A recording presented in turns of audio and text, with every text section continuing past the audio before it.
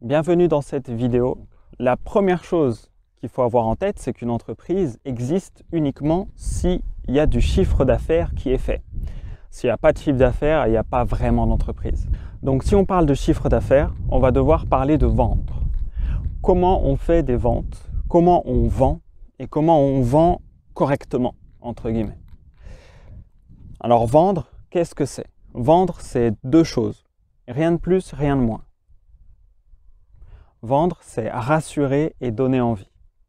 Donc, pour vendre, on va avoir besoin d'être capable de rassurer et on va avoir besoin d'être capable de donner envie. Alors, rassurer, c'est quoi? C'est faire preuve d'une écoute active. Donc, une écoute active, c'est pas comme ce que font la plupart des gens. Normalement, la plupart des gens, quand ils parlent à quelqu'un, ils pensent déjà à ce qu'ils vont dire après. Donc, ils écoutent l'autre qu'à moitié. Non, si tu veux vendre, et si tu veux vendre le mieux possible et rassurer, etc., tu vas avoir besoin d'avoir vraiment prêté attention activement à ce que la personne te dit. Donc, tu as besoin d'avoir une écoute active. Donc, quand l'autre personne te parle, tu as besoin vraiment d'écouter ce qu'elle te dit. Tu as besoin de savoir de quoi elle te parle. Tu as besoin de te rappeler. Tu as besoin de prendre l'information et de t'adapter par rapport à ce qu'elle te dit. Donc, tu fais preuve d'une écoute active et puis après, tu t'adaptes. En fonction de ce que la personne te dit, tu vas parler d'une chose ou d'une autre et peut-être pas de telle autre chose. Typiquement, si quelqu'un te dit « j'aime le rouge et j'aime pas le bleu » et que tu vends des motos bleues, eh ben, tu vas éviter de chercher à lui vendre une moto bleue. Tu vas plutôt lui vendre des motos rouges si tu en vends aussi. Voilà. C'est vraiment aussi simple que ça, mais vraiment avoir une écoute active, ça manque à plein de gens. Donc, je dirais que le plus important, c'est d'avoir une écoute active pour commencer. Alors maintenant, je dirais qu'il faut écouter le plus possible aussi. Donc, écouter le plus possible, ça veut dire quoi? Ça veut dire que sur un temps d'1 heure, par exemple, faire en sorte d'écouter de parler, maximum 5 à 10 minutes.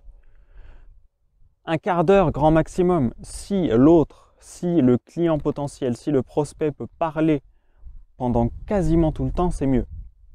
Tu vois, si tu parles moins de 20% du temps, c'est bien. Donc pour faire ça, comment on fait? Pour écouter plus, il faut poser plus de questions. Donc on va parler un peu de questionnologie, si tu veux, de la science de comment on fait pour poser des questions. On va en parler très brièvement en restant sur des choses très basiques, très simples et applicables tout de suite. Il y a 3 questions essentielles, très très importantes. La première, c'est pourquoi. Tu peux poser cette question-là et obtenir énormément d'informations sur qui est la personne en face de toi. Si tu demandes à quelqu'un pourquoi tu développes cette entreprise ou pourquoi tu préfères les motos rouges ou pourquoi, en fait, tu vas avoir des informations concrètes, très pratiques et qui vont vraiment t'aider sur la suite du process. Donc pourquoi, c'est une très très bonne question. Pourquoi tel truc? Pourquoi telle autre chose, etc. Ensuite, tu as le comment. Donc comment, c'est comment tu fais ça, comment tu gères ta paperasse, etc., etc. Et le comment va vraiment te permettre d'obtenir des informations concrètes également qui vont bien venir complémenter tous les pourquoi que tu as pu poser avant. Donc après, ça dépend le temps que tu as lors du rendez-vous, mais on va dire que si tu manques de temps, pose d'abord des questions qui commencent par pourquoi. Si tu as un peu plus de temps, pose des questions aussi qui commencent par comment si tu as des idées. Si tu veux en savoir plus, si tu veux plus de détails, okay? C'est vraiment plus pour aller dans le détail. Pareil pour la question quoi. Donc qu'est-ce que tu fais? Qu'est-ce que tu préfères? C'est un peu comme la question quelle est ta couleur préférée? Bon, ok, ça t'apporte une information très terre à terre, très factuelle. Maintenant, ce qui est intéressant, c'est peut-être de savoir pourquoi cette couleur, c'est sa couleur préférée.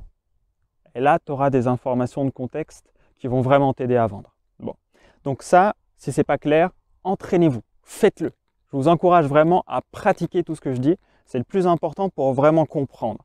Parfois, pour comprendre, en tant qu'entrepreneur, il faut faire. Et parce qu'on fait, on finit par comprendre. Parce qu'on fait suffisamment et qu'on réfléchit sur ce qu'on a fait. Parce que si vous cherchez juste à comprendre avant de faire, il y a des choses, vous allez passer un peu outre. C'est normal, donc il faut pratiquer un minimum. Je dirais même un maximum. Ensuite, bon, quand on a rassuré, quand on s'est renseigné, quand on a montré qu'on s'intéressait vraiment à l'autre, il faut que ce soit sincère, d'accord? Eh bien, on a déjà rassuré, ça donne confiance. Pour être intéressant, il faut s'intéresser à l'autre. Ça, c'est important. Bon, une fois qu'on a rassuré, il y a aussi d'autres choses qui peuvent rassurer, hein, bien sûr. Hein, tout ce qui peut vous aider à rassurer votre cible, votre client, vos clients, potentiels, prospects et autres, faites-le. Ou au moins, testez-le. Regardez si ça fonctionne vraiment. Voilà. Donc ensuite, donnez envie. Donc là, vous avez écouté beaucoup de choses. Donc vous avez beaucoup d'informations. Donc tu vas pouvoir faire des propositions adaptées parce que tu as des informations sur la personne à qui tu parles. Les propositions adaptées, elles vont être intéressantes parce qu'elles vont donner davantage envie. Parce que forcément, si tu parles que de moto rouge à quelqu'un qui aime les motos et qui aime le rouge, bah, ce sera plus efficace, ça va plus donner envie que si tu lui parles de moto bleue et que le bleu, vraiment, ça le répugne. Si tu parles de moto bleue et après de moto rouge, tu as peut-être une chance. Mais tu l'as d'abord répugné avant de lui donner envie. Donc lui parler de moto bleue directement parce que déjà tu t'es intéressé à lui dans un premier temps, c'est mieux. Comme ça, tu fais juste donner envie, tu n'as rien à rattraper si tu préfères. Donc donner envie. Il y a des thèmes récurrents dans l'envie. Tu peux proposer de la sécurité, du bien-être. Tu peux proposer un gain de temps ou un gain d'argent. Ensuite, bon, faut toujours dire la vérité. En tout cas, c'est ce que je conseille, c'est ce que je pratique, ça fonctionne très bien. Il y a un dicton qui dit que celui qui ment finit toujours par le regretter amèrement. Donc, il faut éviter de mentir. Donc, dis uniquement la vérité. Mais ça veut dire que si la personne en face, tu la trouves super sympa, dis-lui aussi. Il faut apprendre à faire des compliments quand ils sont sincères. Il y a trop de gens qui se retiennent ou n'osent pas dire un truc positif. Dites des trucs positifs. Les trucs négatifs, c'est facile à dire. C'est pour ça d'ailleurs qu'il faut peut-être éviter de les dire ou d'en dire trop, ou en tout cas quand c'est non constructif. Maintenant, quand vous avez des trucs sympas à dire, dites-le.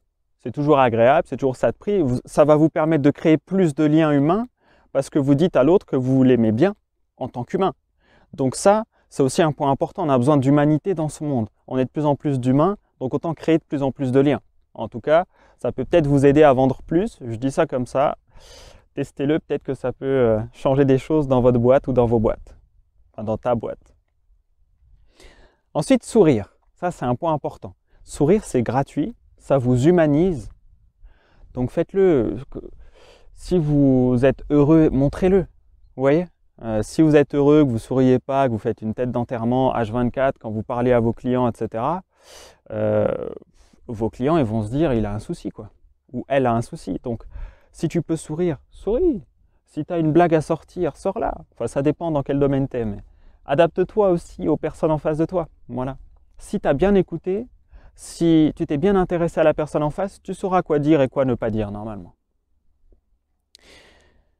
Donc, vendre. Je le répète encore une fois, c'est plus simple quand on écoute plus qu'on ne parle. Donc vraiment, si vous pouvez écouter 80% du temps, voire même 95% du temps, et parler le moins possible, juste en proposant des solutions adaptées, c'est top. Vous allez voir, ça va vous simplifier la vie, vous allez gagner en énergie, vous allez apprendre plus d'infos sur vos cibles, sur vos clients, vous allez avancer plus vite, ce sera plus agréable. Et vous allez vous prendre moins de portes violentes, normalement. Okay, ça dépend des marchés, encore une fois, mais la plupart du temps, ça se passe mieux quand on agit comme ça. Donc pour résumer, le silence, votre silence, et les questions sont vos meilleurs alliés pour vendre.